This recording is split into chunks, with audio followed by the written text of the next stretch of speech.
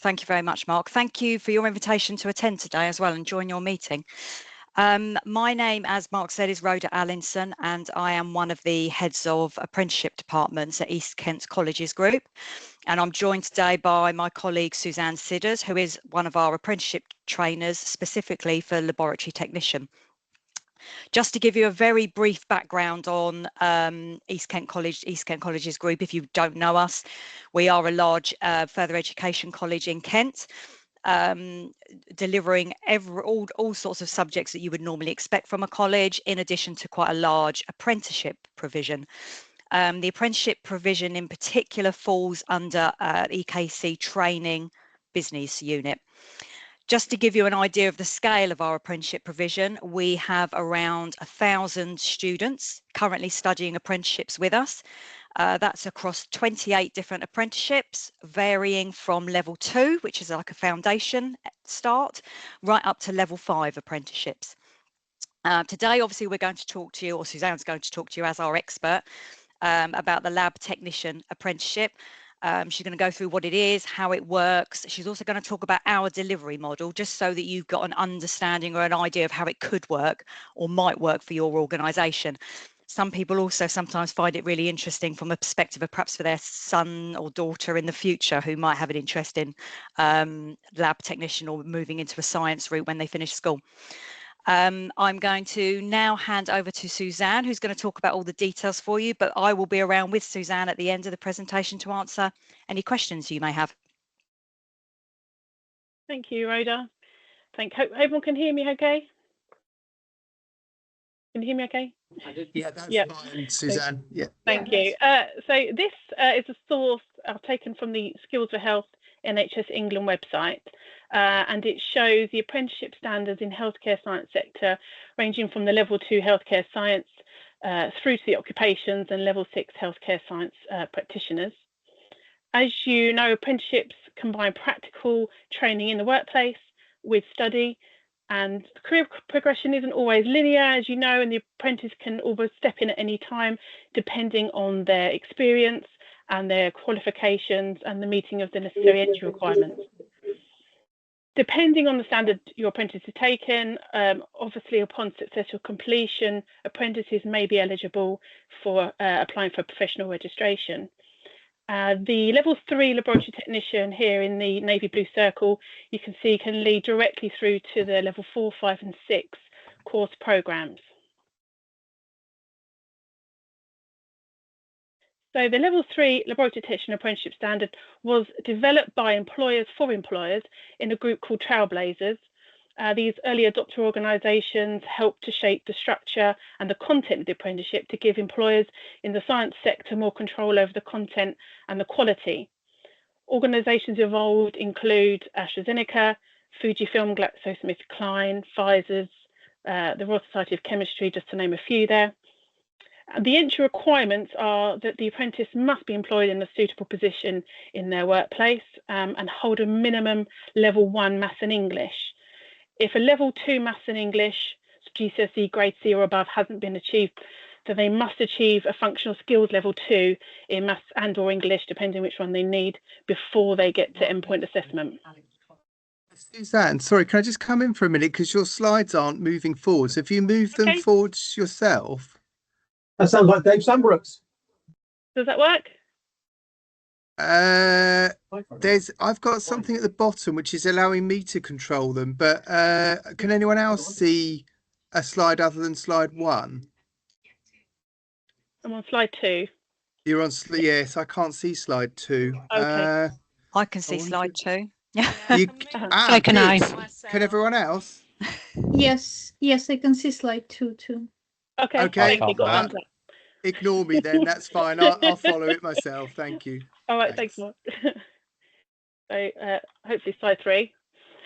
The Laboratory Technician Apprenticeship Standards Level 3 programme is for individuals who wish to pursue career in the science and healthcare sectors. An employee in this occupation will be responsible for carrying out routine or one-off laboratory tests and performing a variety of technical support functions across the workplace. For example, this might be, stock management, daily tasks, equipment management. And laboratory technicians are expected to work both individually and as part of a laboratory team, work with minimum supervision, taking responsibility for the quality and accuracy of their work, to prepare and perform laboratory tests and tasks whilst they comply with your workplace quality and standards. This program is a 24-month on program, and with up to 4 months thereafter to complete their endpoint assessment. I've put the link here to the Institute for Apprenticeships website, and on there's all the specific knowledge, skills and behaviours for the standard, if anyone wants to have a look in further detail at the specifics of the content. So our outline of delivery at EKC. So there are initial discussions with the employer to gain an overview of your workplace lab, so we can tailor, make a learning experience for each of individual apprentice. A training plan is created at the start of the apprenticeship to identify what specific skills your apprenticeship needs to develop, and we can agree sort of the off-the-job hours planned for that course duration. There is not a requirement for our apprentice to attend college on this day release, so unless they need to complete a functional skills, so your English and maths, if they haven't already achieved that, they will have to come to college for that component. Mainly that is our workshops are all delivered online. So the apprentice can attend a live meeting with the trainer. They can attend that meeting from a location that's agreed by the employer. The progress reviews we carry out every 8 to 10 weeks, and it's a tri-party meeting between the apprentice, the trainer and the employer to discuss how they're getting on, set work training targets to work through. And this can be an in-Teams meeting or an in-person meeting. We can support the apprentice face-to-face, and a trainer can come to site to visit apprentice at any time as and when it's required. We have a roll-on, roll-off model, so the apprentice can start at any time during the year, and we hope this support will help employers when it comes to upskilling existing staff or looking to recruit new members of staff. It's a 24-month programme until the apprentices reach Gateway, where they'll submit their completed portfolio of evidence, and that the employer is satisfied that the apprentice is working consistently, competently. Then that follows through Gateway, where they enter the endpoint assessment phase, and we prepare them for endpoint assessment, which is a knowledge test, an interview and an observation in the workplace.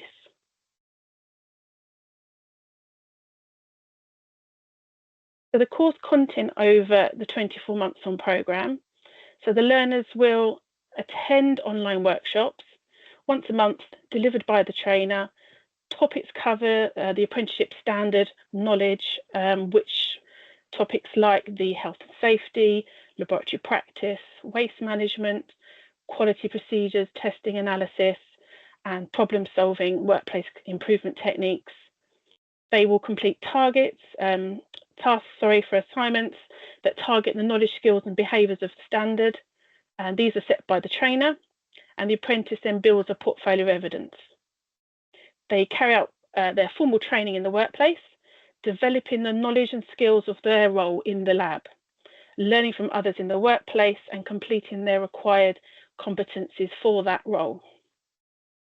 We'll also get them to complete online health and safety modules to achieve IOSH accredited courses, including those specific maybe for your workplace, as from COSH, manual handling, infection prevention, fire marshal, to name a few. There's also an option to study at Canterbury College to build upon laboratory skills in a lab skills day. And also there's an access to a bank of resources to support the off-the-job independent study, which we can tailor to each individual needs. I've mentioned off-the-job hours, and apprentices will log their hours, which is approximately 6 a week or thereabouts. And their off-the-job hours include online workshops with the trainer, so the hours they have from their live lessons, their self-study that they're doing, their assignment task set, and the workplace learning. So the workplace learning, for example, coaching, shadowing, competency training, any other in-house training and mentoring, rotating from different benches, and the healthcare apprenticeships skills suggest other things like team meetings, team training meetings, visiting other departments that may be useful to build those and develop those knowledge, skills and behaviours. Upon the successful completion of the EPA, apprentices will have achieved their laboratory technician level 3 apprenticeship. They will have achieved the Irish Accredited Health and Safety Programme course and their functional skills if it's so required by the learner. So upon successful completion, apprentices may be eligible to apply for professional registration, for example, the Registered Science Technician, or as members to the Royal Society of Biology, the Royal Society of Chemistry and the Institute for Physics, depending on their workplace specialties. They will also be able to progress through to level 5 and level 6 apprenticeships. So the level 5 technician scientist to the level 6 laboratory scientist degree. There's also practitioner apprenticeship degrees, level 6, for example, the applied biomedical one that the University of Westminster offer. It also supports progression in the workplace, so staff moving from band 2 into band 3 roles or into the lab supervisory roles. Progression to other degrees, for example, so UCAS points are now awarded, and the apprenticeship will be awarded 96 points for UCAS, which is equivalent to 3 A-levels at grade C. So if you're looking to do any science degree, for example. Here are some testimonies from past learners. So we've worked with learners working in pathology labs, examples there, and a learner from a school science technician. They make comments on how they've received good support from their work colleagues. The college assessed and been able to learn and make new skills across different departments, how they've enjoyed their learning on different benches, and they would recommend the experience to others, how it gave them options to stay at work in a permanent position, and options to study further, as it's a great way to open career pathways. We are proud of our apprentices, and we take part in celebrating their achievements. And then we take part in the Apprentice Graduation Day at Rochester Cathedral each year. And our apprentices are award-winning, and 2004, one of our laboratory technician apprentices won the East Kent Apprenticeship Award. And as a training provider, we are graded outstanding by Ofsted for apprenticeships. Some case study examples of apprenticeships we've worked with partners. So I've had apprenticeship learners working in pathology, so microbiology, immunology, for example, biochemistry, blood transfusion. I've had toxicology labs, forensics labs, food, physics, chemical, from quality control to manufacturing, same with pharmaceutical, and also in educational settings, so school science departments and university science departments. Our achievement rates are 100%, which is 100% retention and completion of programme and successful endpoint assessment, and we are on track again to do that this year. So outcomes for employers, so mainly to retrain and retain staff. So upskilling existing staff. Apprenticeships aren't just for new hires, they can be used to upskill existing employees, providing them with new qualifications and career opportunities. Improve staff retention. Investing in staff in apprenticeships can lead to higher staff retention rates. Apprentices are often more loyal to the company that trained them, and that can reduce turnover costs.